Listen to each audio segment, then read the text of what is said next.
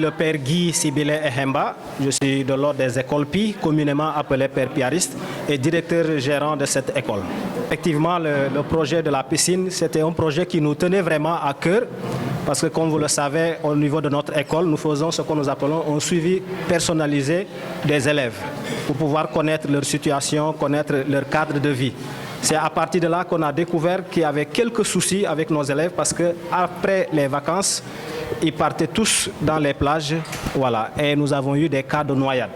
Alors nous sommes réunis en équipe de direction pour voir quelle solution apporter à ce phénomène-là. Et c'est là que Dieu nous a donné ce grand monsieur, monsieur Planas, que nous avons connu à travers un autre projet qui se trouve à Sokone, qu'on appelle CAC 25, qui s'occupe de l'agriculture. Alors c'est là que l'idée de piscine est sortie, parce que lui-même, il est dans une entreprise spécialisée en piscine. C'est là que nous lui avons soumis ce projet-là et sans hésiter, il a accepté et c'est comme ça que le projet a démarré.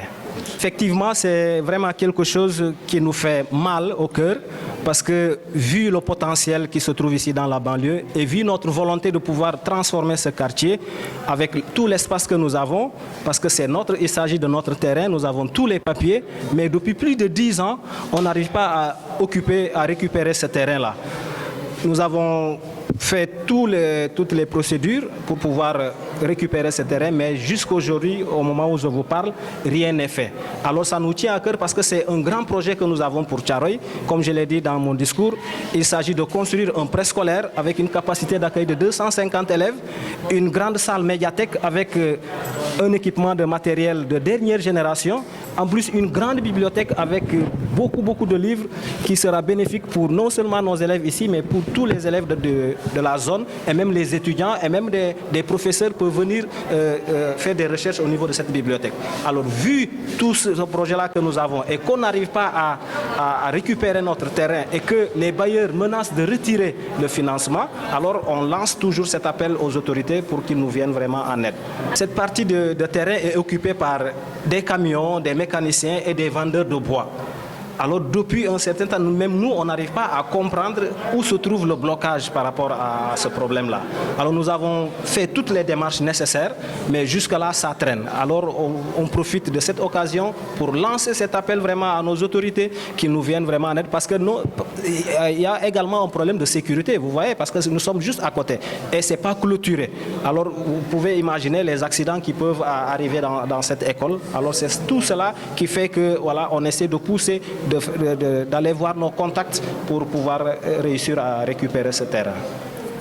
Ali, vice-président de l'APE de l'école Pi de Thiaroye. Depuis donc 3 ans, 4 ans, nous présidons aux destinées de l'association des parents d'élèves de cette école, que nous accompagnons, que nous suivons. Moi, donc, j'ai eu la chance d'habiter dans ce quartier. Je suis donc depuis la naissance, la création de cette école à ses débuts, jusqu'à là où nous sommes, avec les 3 niveaux élémentaires, secondaires, donc du collège et du lycée, nous sommes là. Et tous nos enfants étudient ici. Et nous travaillons en étroite collaboration avec Père Guy, les différents pères qui l'ont précédé, actuellement Père Guy. Et les parents d'élèves, je parle au nom des parents d'élèves, pas à mon nom propre. C'est les parents qui m'ont dit d'arrêter toute activité cessante, que je vienne participer à cette occasion et témoigner donc, de leur reconnaissance et de leurs appréciations du management de cette école. Comme vous l'avez dit, nous tous, parents d'élèves, donc personnel enseignant, personnel administratif, nous avons été choqués.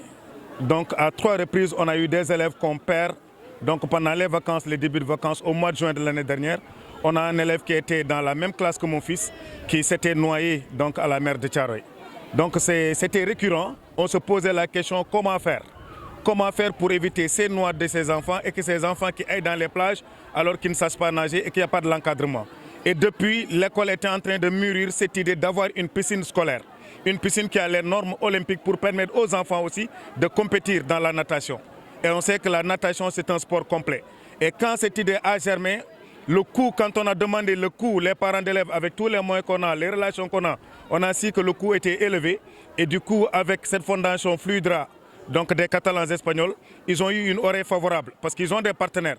Les écoles privées catholiques quand même ont des partenaires. Surtout cette école, dans leur congrégation, c'est des Espagnols. Et du coup, le projet et nos explications et le dossier les a convaincus.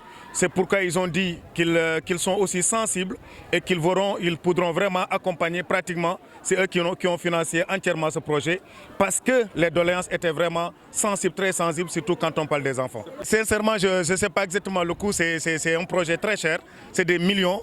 Donc j'attendais le dossier final parce que là ils viennent de rendre ça. Peut-être qu'ils vont nous remettre les dossiers pour qu'on sache exactement le coût. C'est eux d'abord dont la prérogative revient de se prononcer sur le coût. Mais en tout cas, les parents d'élèves apprécient ce geste éminemment symbolique et éminemment donc, scolaire et professionnel. Donc nous aurons des élèves qu'on va maintenir même pendant les vacances, comme que ceux qui gèrent la natation vont s'en occuper, nous aider à vraiment maintenir les enfants à ne pas aller dans les plages et se noyer. Ce qu'on aura aussi l'accompagnement du maire, il était là ce matin. Donc on fera de telle sorte que les enfants des écoles aux alentours de cette école, on va essayer de faire d'une manière très allégée et pour que ça ne soit pas payant pour ces enfants qui sont des élèves, pour les empêcher dans les plages. Maintenant, peut-être le chrono payant, ce sera pour les adultes qui vont essayer de se divertir ou bien de faire de la natation avec les autres qui ne sont pas du milieu scolaire. Mais pour les enfants, je ne pense pas que ce sera payant.